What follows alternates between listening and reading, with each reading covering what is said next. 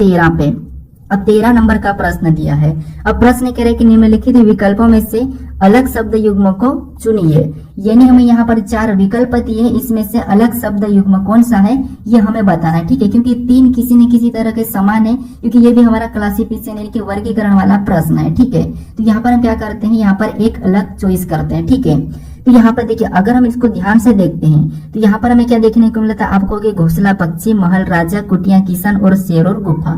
तो हमें यहाँ पर अलग कौन सा है ये निकालना है, ठीक है। तो यहाँ पर देखिए, अगर हम देखते हैं तो जो पक्षी ये कहाँ पर रहते हैं, घोंसले में रहते हैं। उसके बाद तो यहाँ पर घोंसला दिया है। और राजा कहाँ रहता है, महल में रहता है, तो महल दिया है सामने वाला। और किसान कहाँ रहता है, कुटिया में रहता है, तो यहाँ पर सामने कुटिया दी है। और गुफा कहाँ रहती, शेर, अरे गुफा कहाँ से शेर में रहेगी। तो यही हमें अलग देखने को मिल रहा है, ठीक है। कैसे देखिए, एक बार और देखिए, यहाँ पर जो पक्षी दिया है पीछे वाला जो पक्षी दिया है ये कहाँ पर रहता है, घोंसले में रहता है, तो घोंसला सामने लिखा है। राजा कहाँ रहता है, महल में रहता है, तो महल सामने लिखा है। फिर बाद में किसान कहाँ रहता है, कुटिया में रहता है, तो यहाँ पर कुटिया लिखा है।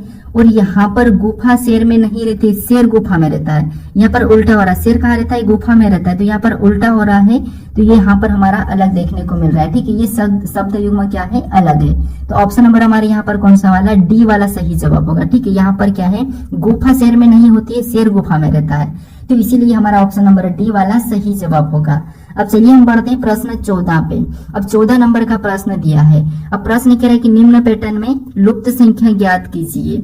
यानी इस पैटर्न में एक प्रश्नवाचक चिन्ह दिया है, यहाँ पर कौन सी संख्या होगी ये हमें बताना है, ठीक है। तो अभी मैंने बताया था आपको कि जो प्रश्नवाचक चिन्ह दिया है उसके पास कौन कौन सी संख्या लिखी ये देखना है, ठीक है।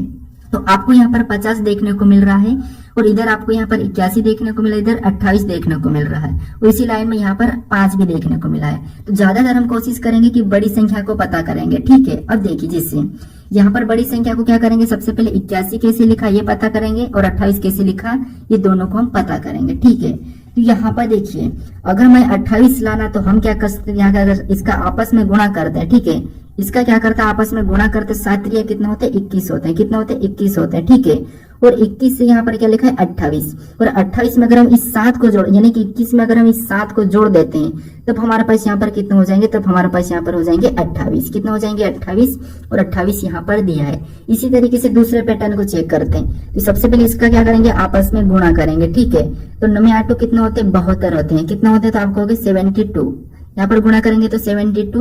उसके बाद यहाँ पर जैसे हमने ऊपर वाली संख्या को जोड़ा था तो यहाँ पर भी हम ऊपर वाली संख्या को जोड़ देंगे। यहाँ पर 72 में अगर हम 9 को जोड़ेंगे तो यहाँ पर कितने हो जाएंगे, 81 हो जाएंगे। और 81 भी यहाँ पर दिया है। तो इसी तरीके से हम क्या करेंगे, जो प्रश्नवाचक चिन्ह दिया है वहां पर भी संख्या को बताएंगे। तो अपने ओर से भी बताने की कोशिश करें, ट्राई करें, ठीक है। तो सबसे पहले तो हमें क्या करना है, यहाँ पर इन संख्याओं का आपस में गुणा करना है। तो यहाँ पर हम किस संख्या का गुणा करें कि हमें यहाँ पर +5 करने पर 50 मिले, ठीक है। तो अगर हम ऑप्शन से उठा के अगर हम 9 को यहाँ पर रखते हैं, ठीक है, क्या करते हैं, ऑप्शन ए वाले को उठा के यहाँ पर रखते हैं 9 को, और 9 और 5 को आपस में गुणा कर दे तो 9 पंजे कितने होते हैं, 45 होते हैं, ठीक है। और इसी 45 में अगर इस 5 को ऊपर वाले को जोड़ देंगे, क्योंकि हमने यहाँ पर भी ऊपर वाली संख्या को जोड़ा था और यहाँ पर भी, तो यहाँ पर भी ऊपर वाली संख्या को 5 को जोड़ेंगे तो यहाँ पर कितने हो रहे, 50 हो रहे हैं, ठीक है। और 50 हमें यहाँ पर नीचे देखने को मिल रहा है। जो प्रश्नवाचक चिन्ह दिया है, ठीक है, यहाँ पर क्या होगा, 9 होगा, ठीक है। तो ऑप्शन कहाँ पर दिया, तो ऑप्शन नंबर हमें यहाँ पर ए में दिया है, तो ऑप्शन नंबर ए हमारा यहाँ पर सही जवाब हो जाएगा, ठीक है। अब चलिए हम बढ़ते हैं प्रश्न 15 पे। अब 15 नंबर का प्रश्न दिया है। अब प्रश्न करे कि उस समुच्चय का चयन कीजिए जिसमें संख्याएं उसी प्रकार संबंधित है जैसे निम्नलिखित समुच्चयों की संख्याएं। यानी दोस्तों, जो संबंध इन संख्याओं में आपस में है वही संबंध हमें ऑप्शन में से बताना है, ठीक है। तो अब देखिए, सबसे पहले तो हम यहाँ पर क्या करेंगे, इनका आपस में कैसा संबंध है ये पता करेंगे, दोनों पैटर्न का, ठीक है। दोनों में कौन से पैटर्न का संबंध है ये हम देखेंगे, कौन सी लॉजिक है, उसके बाद ही हम ऑप्शन में चेक करेंगे, ठीक है। तो यहाँ पर देखिए, 10 के बाद क्या लिखा है, 30 लिखा है, तो इसका आपस में क्या संबंध है, तो 10 त्रिया 30 यानी कि 3 गुना किया। और 30 के बाद यहाँ पर क्या लिखा है, 90, यानी यहाँ पर भी क्या किया, तो यहाँ पर भी देखेंगे तो 30 का 3 गुना, क्या क्या है, 30 का भी 3 गुना। 10 त्रिया 30, 30 त्रिया 90। नीचे देखेंगे तो 20 से 60, यहाँ पर भी क्या किया, तो इसका भी 20 का 3 गुना। 60 से 180 यानी कि 60 का भी यहाँ पर भी 3 गुना। 60 का भी क्या करा, 3 गुना, ठीक है। उसी तरीके से हम क्या करेंगे, जैसे यहाँ पर 3 गुना करके दिया है, यहाँ पर भी 3 गुना करके संख्या लिखी है, उसी तरीके से हम ऑप्शन में देखेंगे, ठीक है।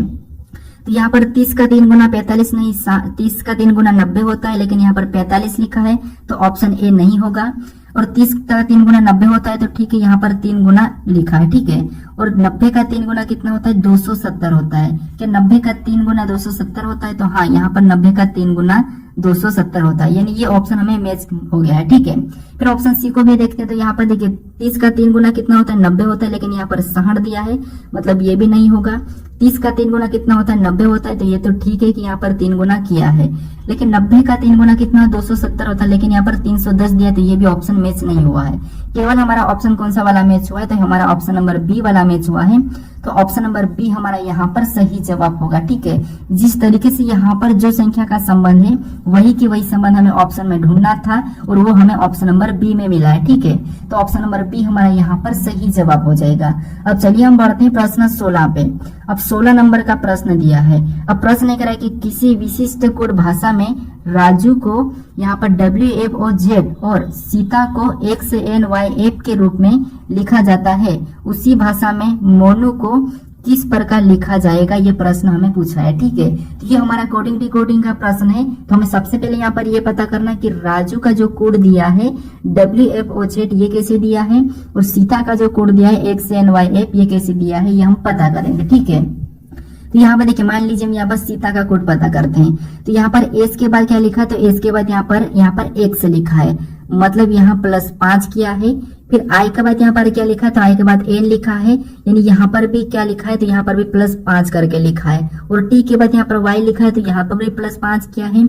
ए के बाद एफ लिखा है, तो यहाँ पर भी +5 किया है, ठीक है। यानी लेटर में 5 जोड़ दिया है। उसी तरह अगर हम राजू का देखते हैं, तो आपको पता है R 18 पे आता है, इसमें 5 जोड़ेंगे तो W होगा। ये 1 नंबर पे आता है, 5 जोड़ेंगे तो एफ हो जाएगा। यहाँ पर जे 10 नंबर पे आता है, यहाँ पर भी 5 जोड़ेंगे तो ओ हो जाएगा। यू हमारा 21 पे आता है, इसमें भी 5 जोड़ेंगे तो जेड हो जाएगा, ठीक है। यानी यहाँ पर लेटर में 5 जोड़ा गया है। तो मोनू का कोड बताने के लिए हम क्या करेंगे, यहाँ पर भी 5 जोड़ देंगे। तो एम में एम 13 पे आता है, 5 जोड़ेंगे तो 18, यानी यहाँ पर क्या हो जाएगा आर। ओ हमारा 15 पे आता है, इसमें भी हम 5 जोड़ेंगे तो क्या हो जाएगा 20, यानी कि टी। उसके बाद यहाँ पर एन हमारा 14 पे आता है, इसमें भी 5 जोड़ेंगे तो कितना हो गया 19, और 19 पे आता है एस। उसके बाद यहाँ पर यू, और यू हमारा 21 पे आता है, इसमें 5 जोड़ेंगे तो क्या हो जाएगा 26, यानी कि जेड। कितना हो जाएगा, तो यहाँ पर जेड हो जाएगा, ठीक है। तो ये हमें ऑप्शन में देखना है। ऑप्शन में देखेंगे RTSZ, तो RTSZ हमें ऑप्शन नंबर ए में दिया है, तो ऑप्शन नंबर ए हमारा यहाँ पर सही जवाब हो जाएगा, ठीक है। अब चलिए हम बढ़ते हैं प्रश्न 17 पे। अब 17 नंबर का प्रश्न दिया है। अब प्रश्न कह रहा है कि किसी निश्चित कोड भाषा में गोवा को 71-51 के रूप में लिखा गया है और डोग को 41-57 के रूप में लिखा गया है, उसी भाषा में मन को किस प्रकार लिखा जाएगा, ये हमें प्रश्न पूछा है। तो ये भी हमारा कोडिंग डिकोडिंग का ही प्रश्न है, ठीक है। तो अभी हमने लेटर का कोड देखा था, यहाँ पर हमें लेटर की संख्या यानी कि संख्या कोड दिया है, ठीक है।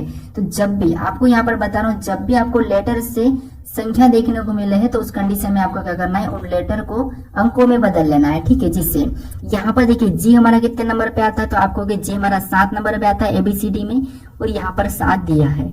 उसी तरीके से ओ हमारा ABCD में 15 नंबर पे आता है, लेकिन यहाँ पर 15 दिया है। ये हमारा 1 नंबर पे आता है और यहाँ पर 1 भी दिया है।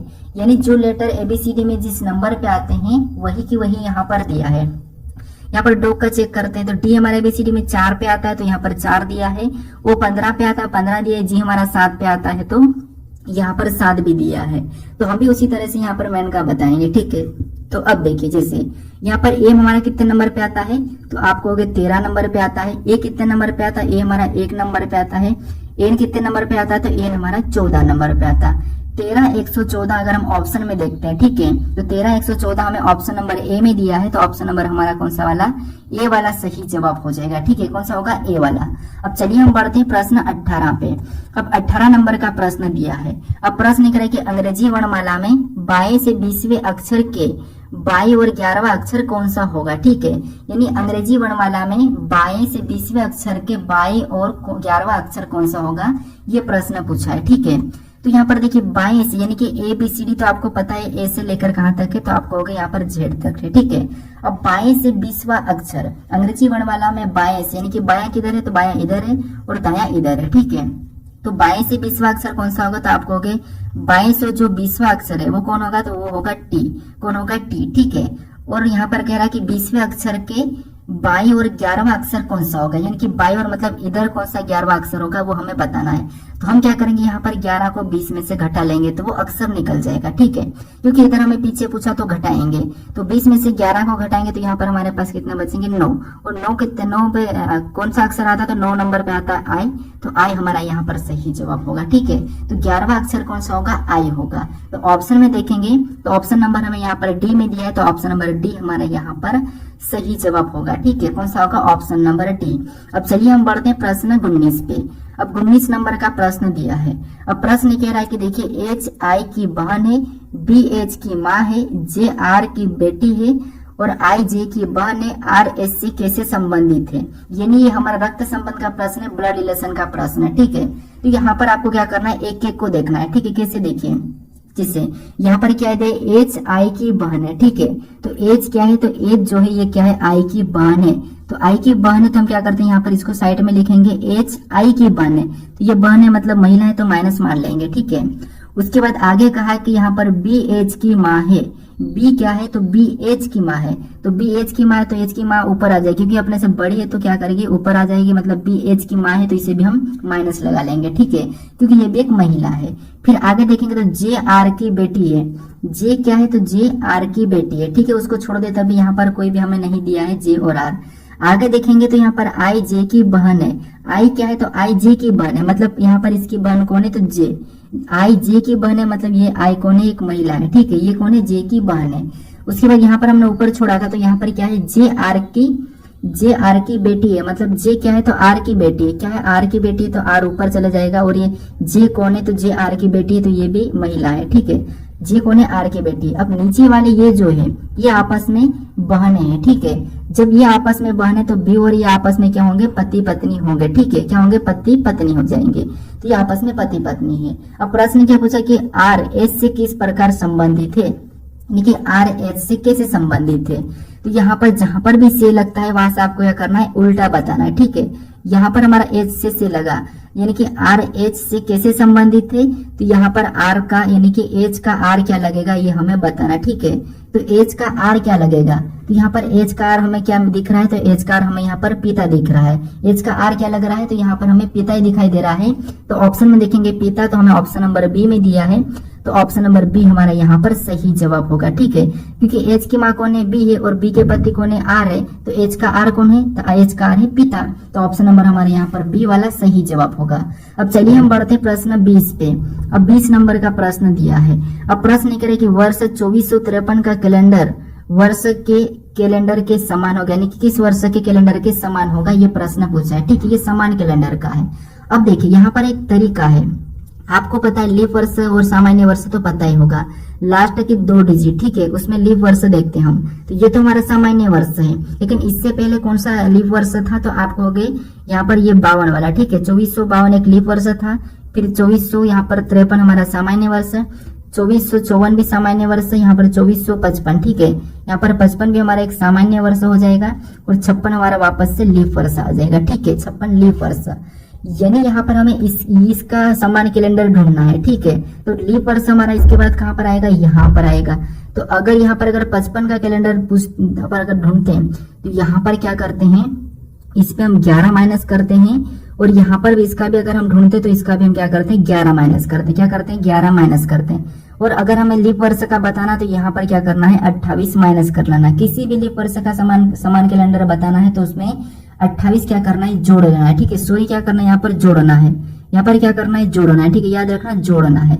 अब हमें यहाँ पर इसका बताना है तो ये हमारा लीप वर्ष के जस्ट बाद का है, ठीक है, और इधर तीसरे नंबर का है, तो इसमें हमें क्या करना है, 6 प्लस करना है, ठीक है। तो 53 में जब 6 को प्लस करेंगे तो हमारे पास यहाँ पर बराबर में कितना होगा, तो आपको हो गया 59 हो जाएगा, कितना हो जाएगा, 59। तो 2453 के समान कैलेंडर कौन सा होगा, 2459, ठीक है, कौन सा होगा, 2459। तो ऑप्शन नंबर हमारे यहाँ पर बी वाला सही जवाब होगा, ठीक है। ये तरीका भी जब मैं आपको कैलेंडर पढ़ाऊंगा वहां पर बता दूंगा, आसान तरीका है, ठीक है। अब चलिए हम बढ़ते हैं प्रश्न 21 पे।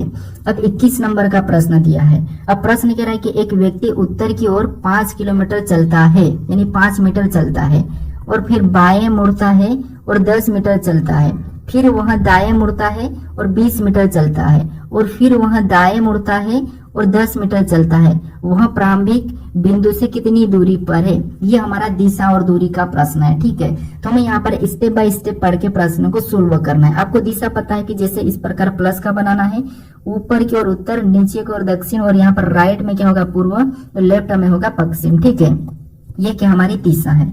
हमें कह रहा है कि एक व्यक्ति उत्तर की ओर 5 मीटर चलता है। ये मान लीजिए एक व्यक्ति यहाँ से चलना शुरू किया है और उत्तर की ओर कितना चला है, ऊपर, यानी कि उत्तर की ओर मतलब ऊपर जाएगा, और कितना चला 5 मीटर।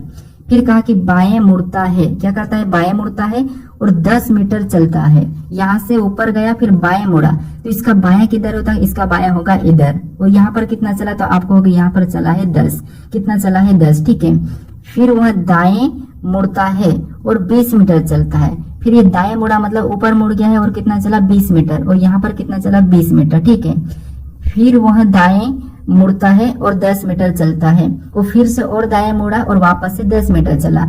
अब यहाँ जा रहा था और दाएं इसका इधर होगा, तो ये कितना चला, तो यहाँ पर भी ये 10 मीटर चला है। ठीक है, कितना चला है 10 मीटर। अब देखिए वह प्रारंभिक बिंदु से कितनी दूरी पर है, ये प्रश्न हमें पूछा है। तो यहाँ पर देखिए, यहाँ पर ये कितना चला था, 5 चला था, इधर 10 गया, फिर ये 20 चला, इधर वापस 10 आया। मतलब ये है कि ये जो दिशा है ये कि यहाँ पर भी कितनी हो जाएगी, अगर इधर 20 है तो यहाँ पर भी 20 हो जाएगी। ठीक है, अब यहाँ पर कौन है, तो यहाँ पर एक व्यक्ति पहुंच चुका है और प्रारंभिक बिंदु इसकी यहाँ पर है। ठीक है, तो हमें यहाँ पर इसकी दूरी पूछा है, तो ये वाली दूरी कितनी है 20 है और ये वाली कितनी है 5 है। दोनों को जोड़ देंगे तो कितने हो जाएंगे 25 हो जाएंगे, यानी कि टोटल कितने 25 मीटर है। तो ऑप्शन में देखेंगे 25 मीटर कहाँ पर है, तो ऑप्शन नंबर हमें डी में दिया है, तो ऑप्शन नंबर डी हमारा यहाँ पर सही जवाब हो जाएगा। ठीक है, अब चलिए हम बढ़ते हैं प्रश्न 22 पे। अब 22 नंबर का प्रश्न दिया है। अब प्रश्न कह रहा है, देखिए हमें सबसे पहले तो यहाँ पर कथन दिया है और यहाँ पर निष्कर्ष दिया है, तो हमें कथन को समझना है और कथन के बारे में निष्कर्ष क्या कह रहा है फिर हमें वो देखना है। ठीक है, तो यहाँ पर हमें कथन क्या कह रहा है वो देखिए। ठीक है, जैसे कथन पहला कह रहा है हमें कि कुछ सोना चांदी है, क्या कह रहा है कि कुछ सोना चांदी है, जो सोना है। ठीक है, ये जो कुछ सोना है ये क्या है, चांदी है। तो कुछ वाला डायग्राम तो आपको पता है कैसे बनाना, तो कुछ सोना क्या है, तो कुछ सोना चांदी है, तो यहाँ पर ये सोना कुछ ऐसा चांदी में बन जाएगा। ठीक है, चांदी के मान लीजिए मैं क्या ले लेता हूँ, तो यहाँ पर मैं सी ले लेता हूँ। ठीक है, कुछ सोना क्या है, चांदी है। उसके बाद अब दूसरे को देखेंगे। ठीक है, तो दूसरा हमें यहाँ पर क्या दिया है कि सभी सोना प्लेटिनम है। सभी सोना क्या है, प्लेटिनम, यानी कि जितना भी सोना है सभी की सभी क्या है, प्लेटिनम है। तो यहाँ पर प्लेटिनम के अंदर आ जाएगा। ठीक है, ये हमारा प्लेटिनम है। अब इसके बारे में निष्कर्ष क्या कहा हम वो देखेंगे। तो यहाँ पर पहला निष्कर्ष क्या कह रहा है कि निष्कर्ष के कुछ चांदी प्लेटिनम है, तो यहाँ पर हमें कुछ चांदी प्लेटिनम के देखने को मिल रही है, मतलब पहला सही कह रहा है। फिर दूसरे को देखेंगे सभी की सभी प्लेटिनम सोना है, क्या सभी की सभी प्लेटिनम सोना है क्या, तो नहीं, सभी की सभी सोना प्लेटिनम है लेकिन सभी की सभी प्लेटिनम सोना नहीं है, तो ये हमारा यहाँ पर गलत है। ठीक है, कि सभी की सभी प्लेटिनम सोना नहीं है लेकिन सभी की सभी सोना प्लेटिनम है। ठीक है, ये उल्टा कहा है, तो यहाँ पर हमारा दूसरा वाला गलत है। केवल हमारा निष्कर्ष कौन सा वाला सही है, तो पहला वाला है। तो ऑप्शन में देखेंगे केवल निष्कर्ष फर्स्ट अनुसरण करता है, तो ऑप्शन नंबर डी में दिया है, तो ऑप्शन नंबर डी हमारा यहाँ पर सही जवाब हो जाएगा। अब चलिए हम बढ़ते हैं प्रश्न 23 पे। अब 23 नंबर का प्रश्न दिया है। अब प्रश्न कह रहा है, यहाँ पर भी हमें कथन दिया है और इसका भी निष्कर्ष दिया है। ठीक है, तो देखिए इस कथन को कैसे सोल्व करना, सबसे पहले हमें कथन को मानना है। ठीक है, कथन को हमेशा सत्य ही मानना है। तो यहाँ पर कथन कह रहा है कि नैना माही से पेन मांगती है। यहाँ पर आपको अपनी ओर से सोचना है। ठीक है, अपनी ओर से सोचना कि नेहा माही से, यहाँ पर क्या दिया है, नेहा माही से पेन मांगती है। तो नेहा माही से पेन मांगती है तो किसी न किसी जरूरत होगी, पेन की क्या जरूरत थी आपको यहाँ पर सोचना है। तो इसके कथन को देखो, ये तो हमने पढ़ लिया है। अब कथन यहाँ पर देखिए, इसका सॉरी निष्कर्ष को देखो। अब निष्कर्ष क्या करे कि नैना के पास पेन नहीं है, यानी कि नैना माही से पेन मांगती है। इसका मतलब क्यों मांगती है, क्योंकि नैना के पास पेन नहीं है। नैना माही से पेन मांगती है क्योंकि नैना के पास पेन नहीं है, इसलिए मांगती है। इसका मतलब ये सही है, क्योंकि नैना माही से पेन मांग रही है लेकिन नैना के पास पेन नहीं है इसलिए मांग रही है। तो ये सही कह रहा है कि नैना के पास पेन नहीं है इसलिए वो माही से मांग रही है। फिर दूसरे निष्कर्ष को देखेंगे तो यहाँ पर कह रहे हैं नैना कुछ लिखना चाहती है। हाँ, अगर वो पेन मांग रही है, नैना माही से पेन मांग रही है, तो वो तो कुछ लिखना ही चाहती होगी, क्योंकि पेन क्या करती है, लिखने का काम करती है, तो वो लिखना चाहती है। तो ये भी सही कह रहा है कि नैना कुछ लिखना चाहती है। तो दोनों के दोनों निष्कर्ष हमारे यहाँ पर अनुसरण कर रहे हैं। तो ऑप्शन नंबर हमारे यहाँ पर कौन सा वाला, सी वाला सही जवाब होगा। ठीक है, अब चलिए हम बढ़ते हैं प्रश्न 24 पे। अब 24 नंबर का प्रश्न दिया है। ठीक है, अब प्रश्न कह रहा है कि निम्नलिखित आकृति पैटर्न में त्रिभुज की संख्या बताइए। यानी इस आकृति पैटर्न में त्रिभुज की संख्या कितनी है ये हमें बताना है। ठीक है, ये भी प्रश्न रेलवे एनटीपीसी में पूछा था और काफी सारे स्टूडेंट इस प्रश्न को गलत करके आए थे। ठीक है, अब देखिए यहाँ पर भले ही आपको आसान देखने को मिल रहा है, लेकिन देखिए यहाँ पर आप गलती कर सकते हो, अपनी ओर से सोल्व करने की कोशिश करें। यहाँ पर देखिए त्रिभुज को काउंट करेंगे तो यहाँ पर हमें कितने त्रिभुज देखने को मिल रहे हैं, तो इस वाली आकृति हमें केवल 2 देखने को मिल रहे हैं। ठीक है, और सेम अगर हम यहाँ पर भी देखेंगे तो यहाँ पर कितने देखने को मिले हैं, हम यहाँ पर भी 2 देखने को मिले। वैसे ही अगर हम इधर देखेंगे तो यहाँ पर कितने को देखने को मिल रहे हैं, तो यहाँ पर भी हमें 2 त्रिभुज देखने को मिले हैं। अब अगर हम सिंगल वाले को देखते हैं तो हमें सिंगल एक हमें यहाँ पर देखने को मिला है। इसके बाद हमें कहीं भी कोई भी त्रिभुज देखने को नहीं मिल रहा है।